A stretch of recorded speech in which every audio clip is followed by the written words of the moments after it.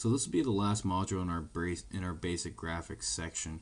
And after this, we're going to get into some more advanced concepts. But for now, we're going to do something really cool that will work with all the concepts that we're doing. We're going to give the ability to add a drop shadow effect, which is really cool within gameplay, but also can be very good for building user-friendly interfaces and whatnot.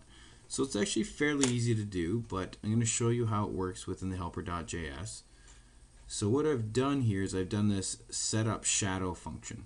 And it requires a lot of different parameters, but let me quickly explain what it actually needs. So blur level represents how defined the lines of a shadow are going to be. The higher the blur level, the wider that spread is, and it's going to kind of fade out. So it really kind of, it will kind of resemble the effect of pulling the light back away from whatever object the light's shining on, causing the shadow.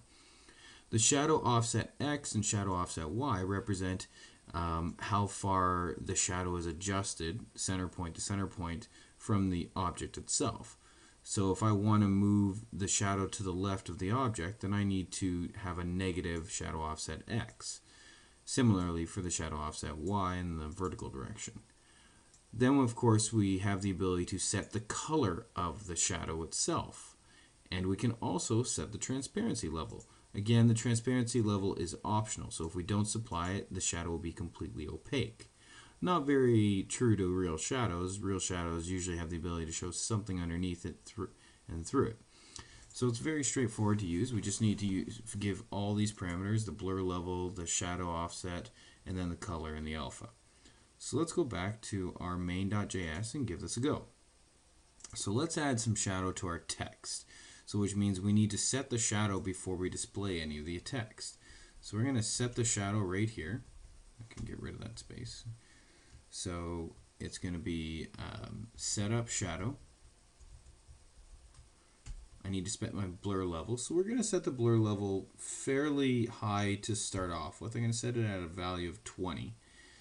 And that kind of means like 20 pixels. It's going to spread the edge over 20 pixels in size. Give or take. The shadow offset X or Y, let's make this fairly small. Let's give it a shadow to the bottom, down and to the left, which means that basically that would mean that the light is up and to the right and shining down on it. So let's say negative 10 pixels to the left and 10 pixels down. So that's our shadow offset. The next thing we need to do is set our red, green, and blue. Now it's a shadow, so I'm kind of true to this. So let's make the shadow black, which means 0, 0, 0 for our red, green, and blue.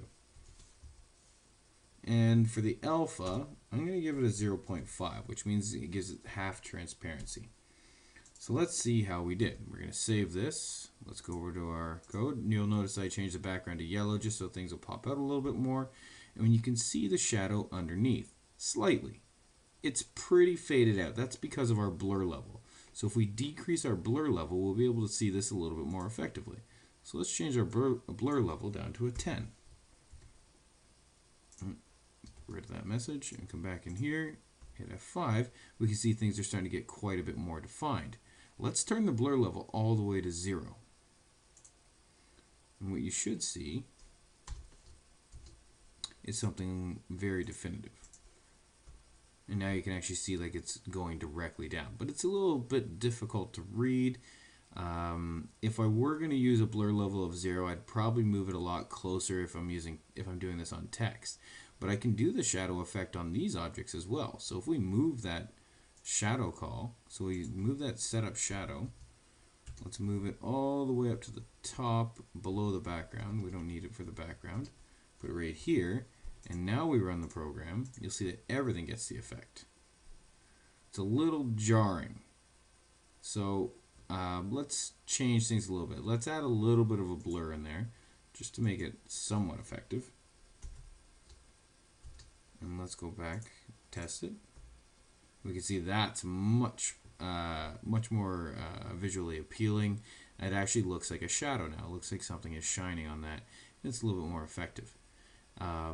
Now again, we may not want shadows on everything. Sometimes I may want to turn the shadows off for some things and back on for other things.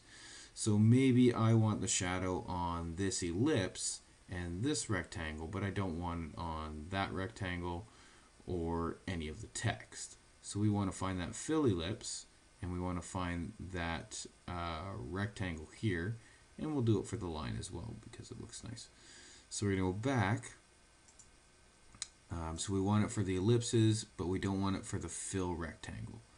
So what we need to do is over in helper.js, there's this other command called turn off shadow. And essentially just turns off the blur and turns all the offsets off, and to make it seem like there's no shadow effect anymore. Very straightforward, but we don't need any parameters for it. We just have to call turn off shadow.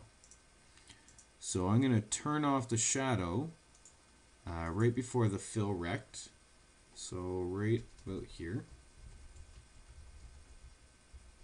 Oops. And to turn it back on, that means I have to call the command again, the setup shadow command, and I want it for the fill ellipse. So we're going to do that right about here. And I want to turn it off for the text. Now we go back, and we can see that we can get a lot more customization here. We only have it for the shadow, and we only have it for the wireframe up here. Adding a bit different effect. It makes it look like the rectangle here is flat and drawn right on the background, whereas it makes it look this oval, and the line in the rectangle look like it's kind of hovering above. You can see that you can create some really interesting effects with this, and something very interesting within your programs. So that is shadow effect, and that represents the end of our basic